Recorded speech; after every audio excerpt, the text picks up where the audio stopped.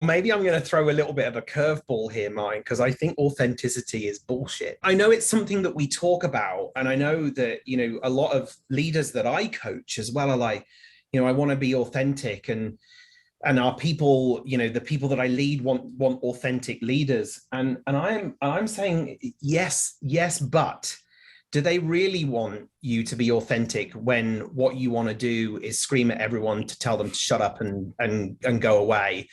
Do they really want to know? Do they really want when you're not having a good day, for you to be able to really say and do the things that you really want to say? And of course, the answer is no.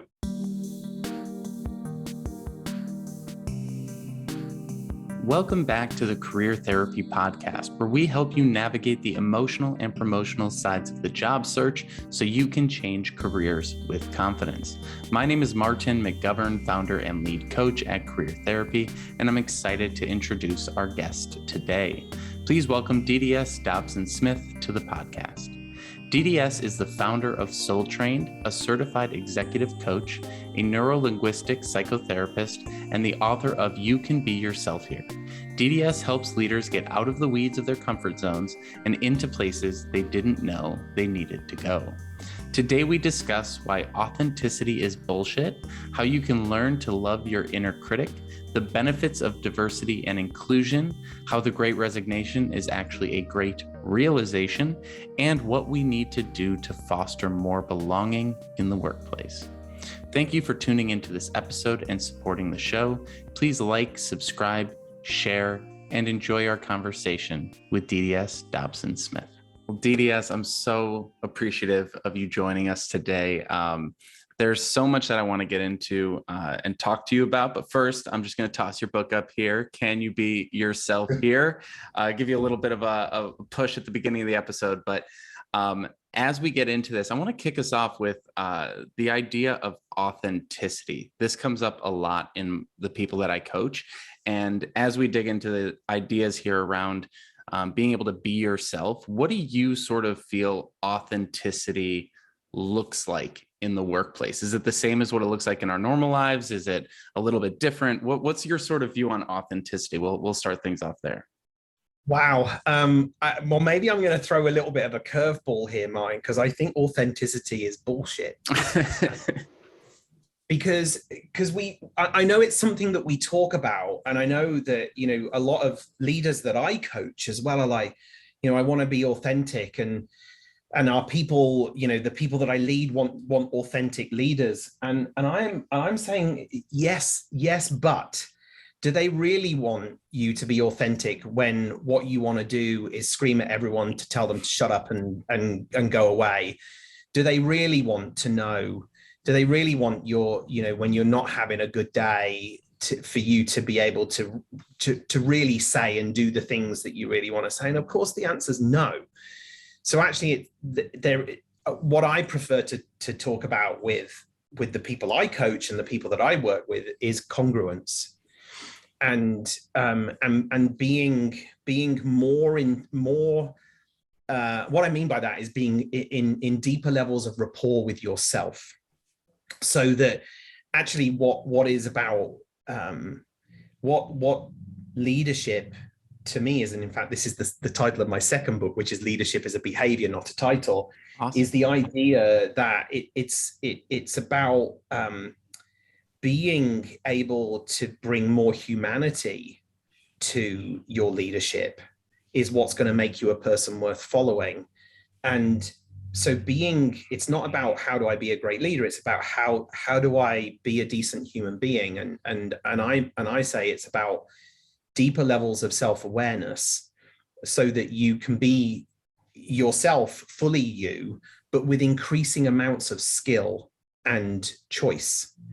So I think authenticity is about, or congruence, as I would prefer, is about really understanding and really knowing and owning where it is that you are at, so that you can make some appropriate choices about how, when, with whom you show up.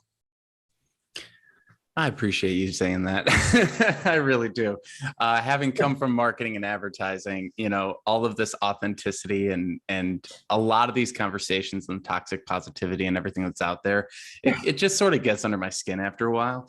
And there's this concept of during the job search and when you're making a big career transition or a life transition of any sort, where you have this odd pressure to both know yourself perfectly while you're in the most transitional, everything's up in the air, life is a mess moment of your life, right? It's like we don't typically understand ourselves when things are going well, let alone when things are going terribly, right? And usually people are job searching when they're, going through some hard times. And I always get this this pushback from people when they're like, how do I be myself if the way that I feel is crappy, is I feel like an imposter, is I feel insecure, right? And so I love that you're saying like the self-awareness piece is what's so important here and really pushing towards that. But how do we actually get to know ourselves, right? Like how do we get to that wonderful know thyself place? Yeah, it's really interesting you should say that, Martin, because I have a tattoo. I mean, you can see that I have tattoos everywhere. I have one here that is a written tattoo in typewriter font that says, know thyself, love thy neighbor, do good works. And so, what is the process of, so I also talk about how self-awareness followed by self-acceptance is what will lead to self-development. Like you can't have development without self-acceptance and without self-awareness. And so how do you become increasingly self-aware?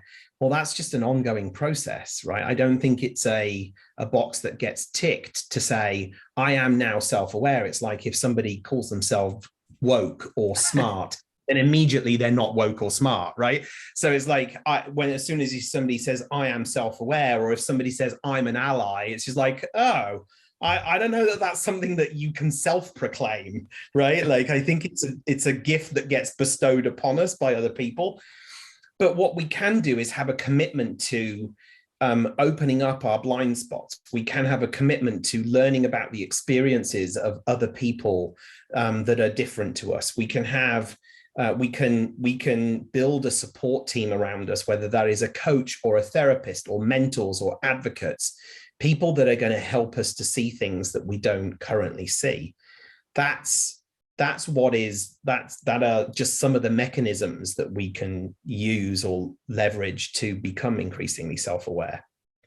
That's so important to be able to see things that we can't currently see. Because I do think that when we're in our heads looking out, right, we're in this awful place sometimes where we have such a limited understanding. And it's all through these goggles of however we're feeling that day. And typically, again, when you're in a state of change, the goggles aren't very helpful, right? And I recall years ago, I was in a situation where I was just complaining constantly at work. And I had a good friend at the time who thankfully pulled me aside and said, you either have to accept your life or change your life, but you got to stop this complaining. And I think we need to have those people who can be brutally honest with us and push us in certain directions. And so for someone who is in that position, though, the job search is very isolating, and a lot of people, maybe they even have a job, but they're remote, right? How do you sort of see all this change that's happened with hybrid work and remote work? How has that impacted the sense of belonging that people have and the connection that they have to themselves as we get more and more isolated? Well, I mean, this is, have a very unique, well, maybe it's not unique. I'm thinking it's unique. I have a personal perspective on this, whether it's unique or not, I don't know. But, I hear a lot of managers, leaders, teammates talking about how hard it is to build connection in a hybrid or remote working world. And I say, yes, it is. And it's not impossible. And I know it's not impossible because I I, as well as being an executive coach and having my own, consultancy called Soul Trained, I'm also a licensed therapist, and I have a clinical practice. Some of those patients, and in fact, some of my coaching clients, I have never met in person. And I would say that we have, and this isn't just a self-report, this is, from those patients and those clients, would say that I've had some of my most profound and meaningful conversations with people I've never met. So it is not impossible.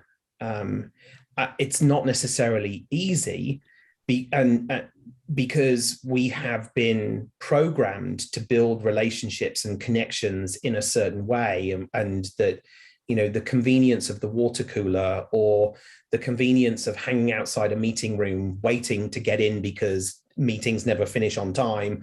And they're those moments where we get to be sociable, or somebody says, let's go to the pub, or let's go to the bar, or let's go out to lunch.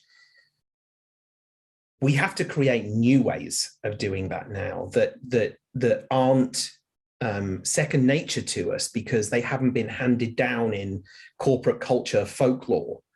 So what we're doing is we're creating new ways of being and doing and having relationships. So it just takes a little bit of thought, and it takes conscious effort, just like any new habit or new behavior. It feels clunky, awkward, and weird at first, until it doesn't feel clunky, awkward, and weird. I remember the very first day I ever walked into a gym, and I was like, I do not belong in this place, because I was like, I don't know how that works. I don't know what the etiquette is. I don't know if I'm allowed to sweat. There's people making weird noises. Like, what is going on here? And then after a while, once you've figured out your rhythm, and once you've figured out your way, it begins to be a place, or at least it was for me, it was a place that I was like, okay, yeah, I do belong here. I can show up. But it's the creation of new habits, which requires thought and practice and conscious effort. So it does take a little bit of psychic energy as well as physical energy. I'm glad you hit on that word, psychic energy, because that is something that's been coming up a lot lately with folks that I've been talking to, where they know what they need to do. They know if they were doing it, it would eventually get comfortable. But there's just this friction between them and the action. And I see this with networking all the time, right? I encourage people to network as much as possible, right? Get out of their own heads and meet real people, so that it's not just these like stories that are just ruminating, right? And the pushback I get, a pushback I got yesterday from a group that I was talking to, is just like this overwhelming fear that arises. And it's not just mental, it's physical, right? It shakes them in their adrenaline. It shakes them in their like hands, and in their ability to even speak and form sentences. And as someone with anxiety, I can relate to it. Obviously, I've put in a lot of work over the years to get over it. But what are some of the things that you've seen in either your coaching clients or in your therapy work that has helped people navigate those really tough fear-based, maybe self-doubt based, and especially with the imposter syndrome, like the fear of getting caught? Like, that's really what people are afraid of. It's not, I feel like an imposter, it's I'm going to be caught as an imposter, right? So like, what are the things that people can do aside from just, launching themselves into this, having maybe a breakdown in the middle of it? What are some of the things people can do to get themselves to a place where they can even start that? Whether it's accepting themselves more, or changing their view of the situation, or any sort of mental or physical actions they can take. Yeah. I mean, the first place that I would go, Martin, is just really an acknowledgement. When you talk about how this can show up in the body, and, people are shaking and physically immobilized, and, there's a lot of work out there, and in kind of somatic work, and, Vessel Bandicolt's work of the body keeps the score, and the idea that we carry trauma in our bodies. And that's not only trauma we've experienced, but that can be passed down intergenerationally and transgenerationally. And I would say that's very real, right? So first of all, listen to your body, and notice what's going on. But then also at the same time, if you find yourself triggered or charged around a certain issue or a topic, note it. First of all, bring yourself back into the present moment. There's some, that I don't need to talk about grounding techniques and centering techniques, because there's books and websites and TED Talks and the whole shebang out there for people to access. But bringing yourself into the present moment and finding, asking yourself what evidence there actually is, real evidence in consensus reality to support the fears and worries that you're having is one thing. The big thing that I like to do with people is, when we talk about imposter syndrome, that usually shows up as this inner voice, right? That tells you that you can't when you think when you want to be able to, or tells you that you don't belong when you wish you did belong, or tells you that you don't have the skills, or that you're going to get found out, or whatever it is. And there's a popular thought around, you've got to obliterate that voice. And, there's lots of places that just like smash through the board, walk across coals, lie on nails. I'm like, stop. This part of you, this voice, I think of as being a part of you.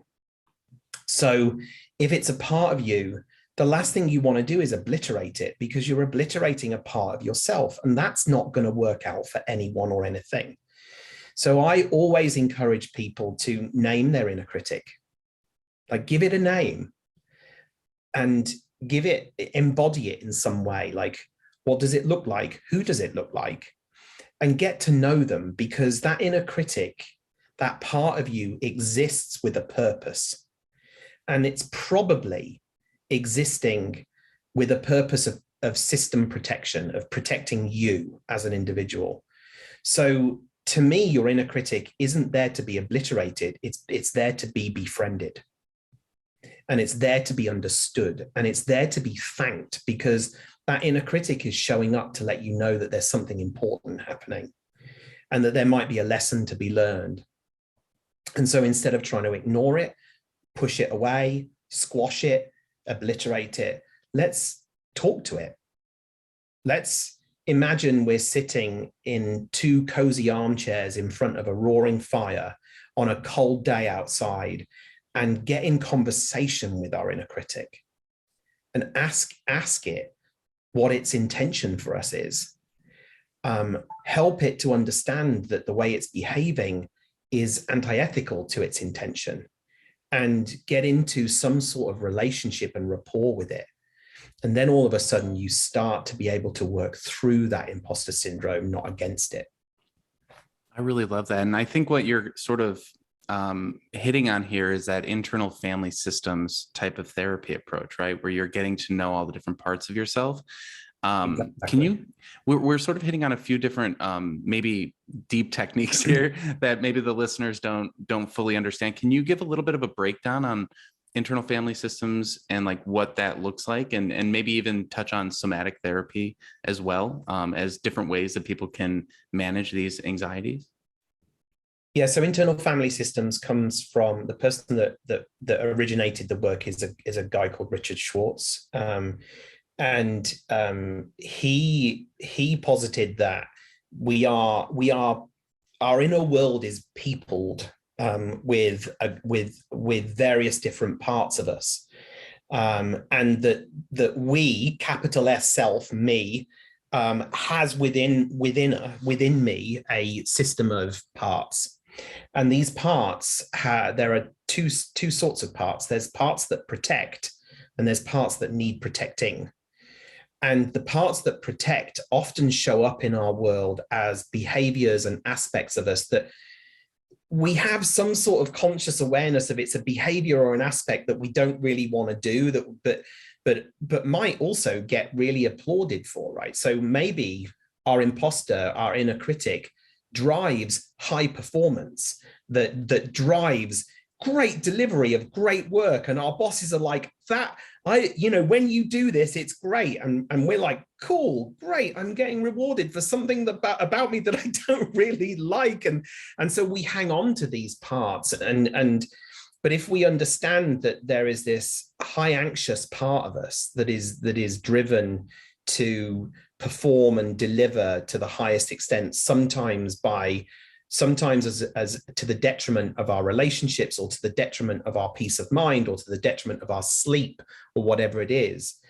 If we can understand that actually that part is its job is to protect another part of us that needs protecting, which might be a younger part of us that holds pain or shame or guilt, and that we don't want that pain, shame, or guilt feelings because we don't like those feelings. So instead, out comes this part. So internal family systems is a great body of work, and it will help you to understand those parts of you that are at play, and will help you to get into a new relationship with those parts. What I love about internal family systems is that it really does want to accept all aspects of us and welcome and include all aspects of our internal family of systems, system of family, and rather than try and obliterate it. And then there's the world of somatic psychology, which really lets us know, back in the olden days when there were coal mines, lots of coal mines, and before we had, I guess, advanced technology, the miners would often go down the coal mine and would be carrying a canary in a bird cage. And the reason why they would do that is because if there was any noxious gases, the canary would be asphyxiated and the crew would know that they need to get the heck out of there. I think of the body as our own personal canary in the coal mine, because if we are tuned into our bodies, and so many of us are tuned into our head, all up here, and we don't pay attention to what's happening in our bodies for a myriad of reasons. But when we start to pay attention to our bodies, it can give us signals and signs that there is something going on, that there is something that alerting us to pain or trauma that we have carried from the past that is being activated in the here and now. And so somatic psychotherapy really works at its basic level, really works with that somatic awareness to be able to bring it into increasing conscious awareness so that we may heal the parts of us that are holding the pain and the trauma of the past that might be out of conscious awareness. Because, when we're little and we experience traumatic events, we often don't have the psychological wherewithal, capacities, capabilities to be able to process it and understand it. So it has to go somewhere, and it gets stored. It gets stored if it doesn't get processed. I love that breakdown. You did such a good job of going into both of those different approaches. And I actually just finished reading the book, The Body Keeps the Score. So I'm glad you mentioned that. And I highly recommend anyone else to read it. And it brings us back to this idea of acceptance and awareness. And circling back to what we started with, the congruency versus the authenticity idea, and really focusing in on that congruency. I think this is maybe where a lot of people struggle with feeling like they belong, because if we are in a state where we feel like an imposter, or we're just feeling insecure in any way, shape, or form, and then we're thrust into a job search where we have to sell ourselves and promote ourselves and market ourselves, and marketing for most people feels very kind of salesy and grimy and gross, right? I always get this comment from people where they're like, I feel like I'm being dishonest. I feel like I'm lying. And they almost feel like they have to lead with the I need a job message, like desperately first, in order just to feel like they're being true, like being honest. And I go, if you're on a dating app, you don't start with let's get married, right? Like, even if that's maybe what you want at the end of it, you got to build some sort of trust in the foreground there. But when it comes to this idea of faking it till you make it, or any of those, like, sort of, I get asked the question here and there in a very weird way. It's like, how much am I allowed to lie? And I'm always like, well, wait a second, is it actually a lie, or do you just feel insecure? And then, like, where is that gray area, and what's a white lie and what's a real lie. It's very messy. But when people are feeling like they're not being honest, or their version of honesty in their head is maybe to talk about all the worst things, what would you say to them in order to better become more congruent with themselves and see the full picture? Yeah, well, I mean, I think where I want to start is with an acknowledgement that for many people in this world who walk around in bodies that are Black or brown, disabled in some way, women, members of the LGBTQIA2+ community, we have built a life around code switching, around compartmentalizing, and around covering, because the dominant social narrative is geared towards anyone that is white, straight, cisgender, male, and non-disabled. And so there are many people in this world that are every day asking themselves the questions, what version of me can I really be right now? And it's all in the service of needing to fit in and the kind of prime directive of wanting to belong. And so I just want to acknowledge that there are different challenges for different people when they go searching for a job, particularly based on who's doing the interview, right? And what kind of questions are they asking? And what's the kind of cultural landscape of the organization that I am trying to get a job at? There are so many things beyond imposter syndrome, right? That are basic social location, identity related issues and topics that people have to face. And that can cause people to feel like they're living a lie in and of themselves, right? Like just the idea of like, when I walk into this meeting, what kind of gay can I be? Can I be the hey queen, hey girl kind of gay? Or have I got to be corporate gay and, and just not even talk about my husband, not even talk about, what I did at the weekend. And so there's all of that going on, as well as the kind of the imposter syndrome. Do I deserve this? And how can I sell myself? Because it's what version of myself am I selling? Or what version of myself will be bought, right? Like, because that's what we're asking ourselves. Yeah, and I see this a lot with neurodivergence as well. Working with autism, there's this, everyone on the internet is saying, be yourself, right? And they're like, yeah, whenever I do that, people don't like it. Like, it's just, and this goes back. It's like, well, okay, being yourself, but it's never true authenticity. It's like some other version when you're in a corporate environment.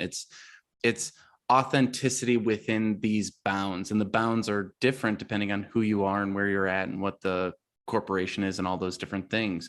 So when it comes to that, like code switching and having to sort of put on these different masks for different situations, how have you seen that impact people in positive, negative, neutral ways? What sort of things what impact does this have? And do you see it getting better, or do you see it kind of maybe even getting more difficult in the digital environment?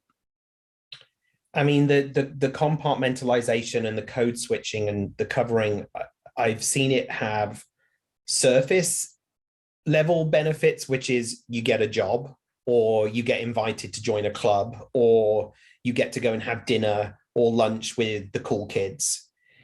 But I've never seen it have long-term psychological benefits, because it eats away, it gradually just chips away to a place of, or to a point of, we can lose touch with the me that I really am, or the you that you really are. So I don't think it is. I don't think it's neutral, and I also don't think that there are any long-term benefits to it. But the short-term gain is fitting in. And actually, what you don't want, what I think we don't want, is a workplace where people have to fit in. I think we need workplaces where people can experience belonging. We interrupt today's episode to let you know about Career Therapy's Unstuck coaching program. If you're feeling paralyzed by job search procrastination and unsure of what to do next in your career, we're here to help. Each month as a member, you will get access to 2 one-on-one coaching calls, unlimited virtual chat with your coach via Slack, invitations to bi-weekly group coaching sessions, and lifetime access to our 8-part job search curriculum. Want to take your search to the next level? Head over to careertherapy.com and schedule a free 15-minute consultation to chat with me today and see if coaching is right for you. Now back to our show. I just wanted to dig deeper into that belonging piece. So like, what makes up belonging in your mind, and how can companies and or individuals who work at those companies improve the ability to belong? Right. So I say that belonging is an experience that we have. So, think about the last time you went to a place and you knew you didn't belong. There was a cognitive aspect to it, there was an emotional aspect to it, and there was a physical aspect to it. It's like a whole body experience of, this is not my place. I do not belong here, and I'm going to get the F out. So belonging is an experience, and it's an experience that we have when we feel psychologically safe. And I say psychological safety is a quality that is true when it's not expensive to be ourselves. You can't have psychological safety without inclusion. And I say that inclusion is a behavior. And inclusion is a behavior in terms of and I talk about not only the way in which a manager or a leader or a colleague behaves and act, react, and interact, but also how the organization behaves. And I mean through its policies, its programs, its platforms, and its protocols. Are they all geared towards inclusion? Now, you can't have inclusion without diversity and representation. And to me, diversity is a fact. It either is or is not present. And so when you look around and you ask yourself, are there people around here that are like me? And are there people around here that are not like me? If the answer to both of those questions is yes, you're likely to experience diversity. So diversity plus inclusion equals belonging. But diversity doesn't always lead to inclusion, and inclusion doesn't always lead to belonging. But you can't have belonging, the experience of belonging, without the other two. And what are some of have you seen any examples where it is being done well? Any companies or any individuals or any organizations that are actually able to implement this?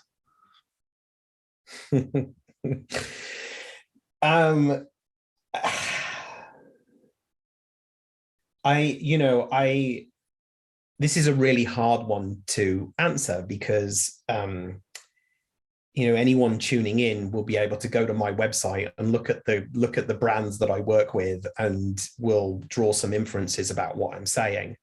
So I feel like I want to answer this in quite a political way, which is, I think there's just work to do, and I don't think this job of creating a workplace where people can be themselves is ever going to end, right? Like it's like when brands go into the space of, oh yeah, we have done diversity, we have hired a head of diversity, and so that's good, now we can get on with the business of being a capitalist economy instead. Like it's not something that is finite. And so because the world changes and stuff happens in the world that makes us feel unsafe, see Texas, see Buffalo, see the second anniversary of George Floyd's murder. So there's always things that are just bubbling up in society that are going to shift and change and impact and create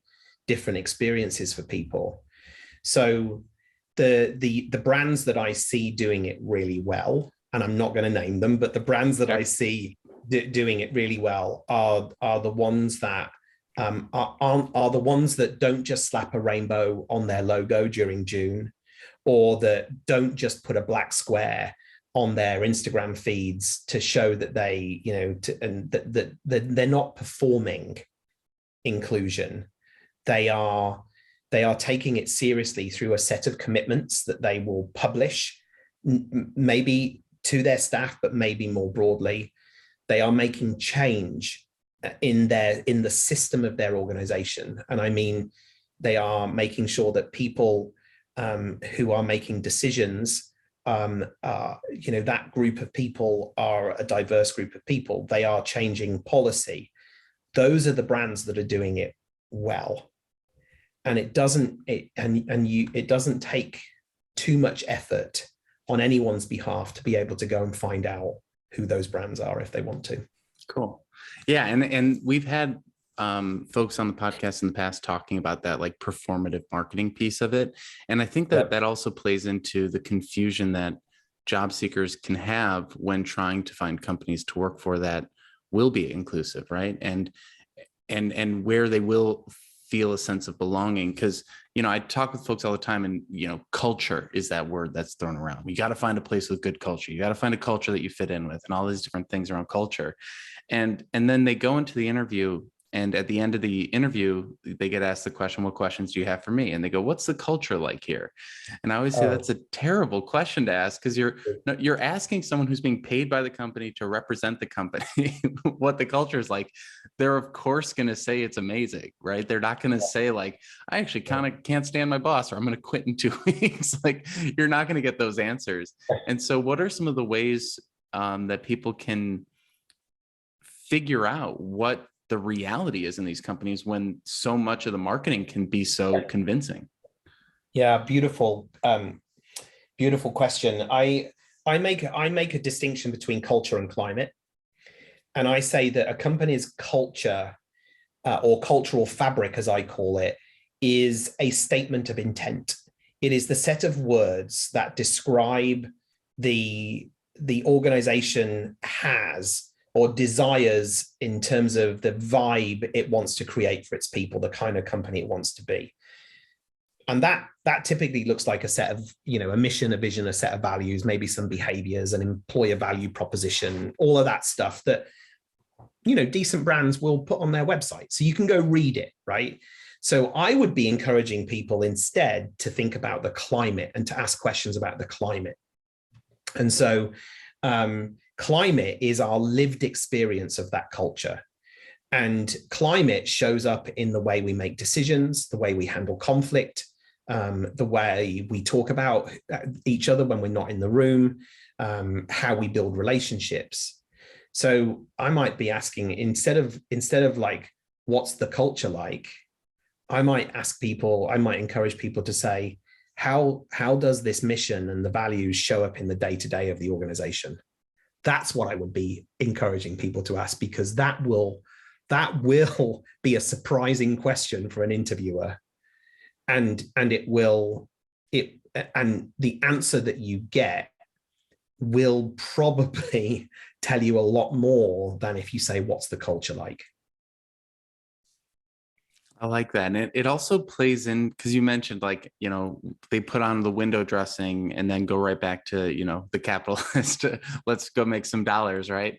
But because obviously unfortunately, there always needs to be some sort of incentive, right? And there's human-centered incentives and there's financially centered incentives. But what are some of the incentives that, let's say, I don't know, a company's listening in right now and we're trying to convince them to think about these things. What are some of the incentives that are the benefits of creating really, good belonging spaces? The science on this is really, really clear, right? Pay attention to employee satisfaction and employee attrition. And many years ago, the retail company Sears produced this piece of research called the Sears value profit chain that made a direct link between percentage increases in employee satisfaction and percentage increases in profit. So there's a commercial reason for that. And then employee attrition, the lower the employee, there are costs associated with employee attrition. Some of that is like kind of wooden dollars, but some of it is real dollars, like the cost to replace, the cost to hire, but also the cost for the cost of lowered productivity in new hires, the cost of brain drain and knowledge walking out the door. I think the Society of Human Resource Management will say that it's anywhere upwards of 50% of someone's salary is the cost to replace them.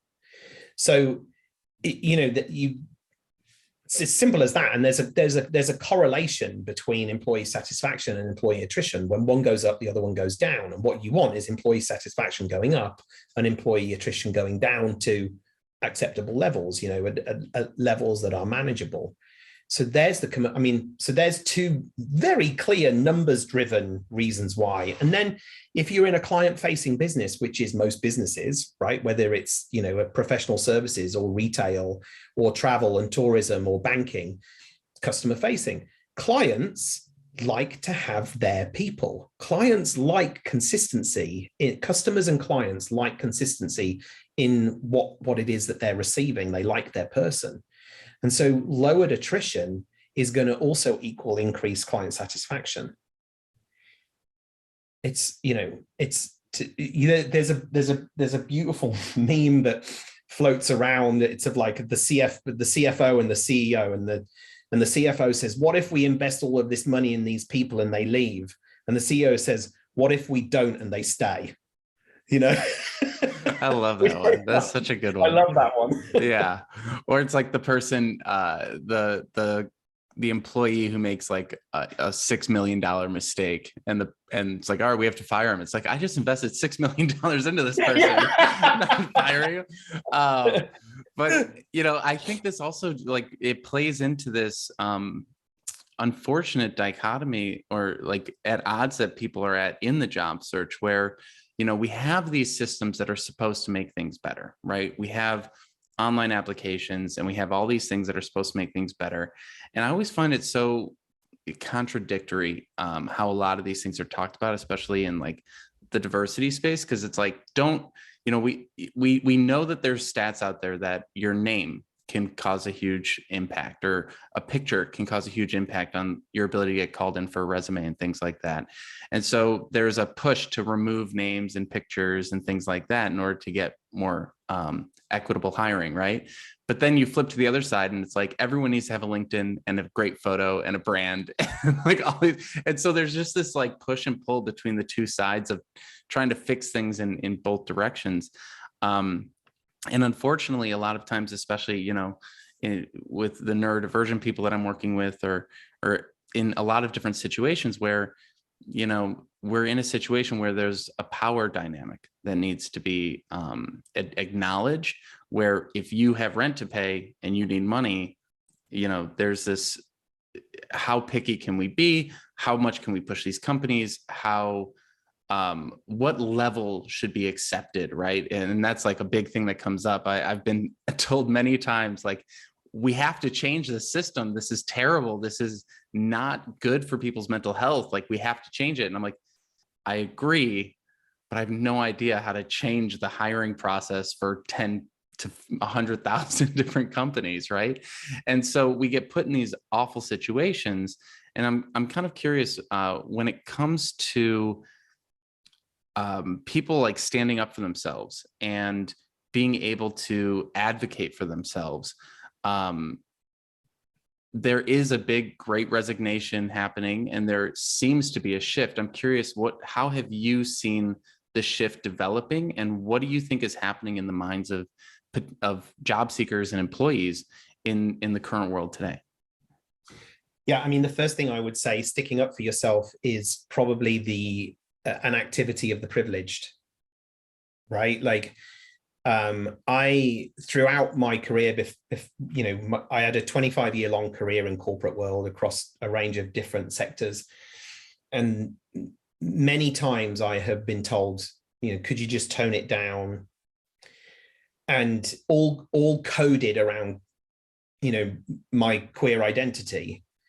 It wasn't until I was in a C-suite position where I felt like I was in a position of power, when somebody says, like, DDS, in that next meeting, could you just be a little bit less? And I'm like, a little bit less what? They're like, just a little bit less. I was like, what do you mean? And the person said, well, just a little bit less gay. And at that moment, I felt like I was in a powerful enough position to rebuff it and to say, well, could you be a little bit less straight? And this person said, I don't know how to do that. And I was like, yeah, okay, exactly, right? So I think standing up for ourselves, pushing back for anyone that has an identity that comes from a historically excluded community is a hard thing to do, particularly when there are power dynamics at play. So I just want to say that. And then you talk about the Great Resignation, which is in effect a way of people kind of standing up for themselves, the workforce saying, actually, no, wait a minute, this isn't good enough. And I actually think that the Great Resignation, I recently retermed it the Great Realization. And I think over the last 2 years, where we've all had our individual experience of this collective large-scale trauma of what's happened over the last couple of years, we've been asking ourselves some existential questions. And professionally, that has mean a lot of us have been asking ourselves, am I doing what I want to do? Is what I'm doing in alignment with my identity and my purpose? And for some people, the answer has been no. So they've gone off and, career changed and, traveled the world or done whatever they needed to do. And for a lot of people, they've said, yeah, what I'm doing is totally in alignment with who I am and who I want to be. So the next question they've asked is where I'm doing it, where I want to do it. And when those workplaces aren't able to offer meaningful work that is purposeful or full of purpose, and a workplace where people can experience belonging, people are leaving. And so in this Great Resignation, where lots of HR leaders and CEOs are saying there's a shortage of talent, I'm saying actually there isn't a shortage of talent. There's actually just more discerning talent. And the organizations that are able to demonstrate clearly work that is meaningful, purposeful, and a place where you can belong are the organizations that are going to win. And that's how we stand up for ourselves, is by asking those questions. Yeah. And it's kind of plays into that, like, vote with your wallet, but like vote with the company you work with. Right. And I've seen people turn down higher salaries to work with companies that have better environments. And that's something that I don't think I saw much, 15, 20 years ago. Right. And it was always just the more money. And so often I'm seeing people be like, maybe I don't need a new car every couple of years. Maybe I can actually just have a decent life, or like spend time with my family, or whatever the thing might be. Right. And when it comes to technology, bringing it back around to like the isolation that people can feel being at home, working remote, trying to do the job search, in this little room with a computer, right? What are some ways that you've seen people leverage technology to improve their ability to advocate for themselves and improve their ability to find opportunities or connect with communities or anything along those lines? Have you seen anything positive coming from the technological revolution that's happening? I have, yeah. And I'm not gonna take credit for this, because it came to me from a woman who used to work, a Black woman who used to work on my team when I had a job in an advertising agency. And that advertising agency used the Google Workspace. So there was like Google Chat, just the same as like Slack or any chat bot, right? Like anything. And she said instead of what she had been missing was the dropping by people's desks type of thing. And so what she had started to do was to utilize the chat function as I'm dropping by your desk. So, hey, how's it going? Have you got a minute? And then instead of them playing out the rest of that conversation through chat, jumping onto a quick video call and just having a 5-minute video call, which is exactly the same as having a 5-minute desk-to-desk conversation. It's just done with different intention. And that seems so simple to me, but yet it seems so hard for people to wrap their heads around, because there's something about, when you wake up in the morning, if you're working from home and you wake, means if you're of a certain age like me, you have to wake up in the night to go to the bathroom. And if you wake up in the middle of the night and go to the bathroom, look, I'm at work already, or like if I want to eat dinner and I'm living in a 1-bedroom apartment, my work desk is my dining table. If I'm even fortunate to live in a place that's big enough to have a bloody dining table. Some people work from their beds in a hybrid office world. So I'm sleeping at work, and so there's this enmeshment, and so part of that is about being able to reclaim your own space, and whether that's reclaiming your own mental space or reinstigating some of the boundaries that we used to have when we weren't in a hybrid world. So what would you have been doing if you were going to the office? Well, I would be, instead of having a meeting, I'd be commuting. Like, okay, well then commute. How can you commute?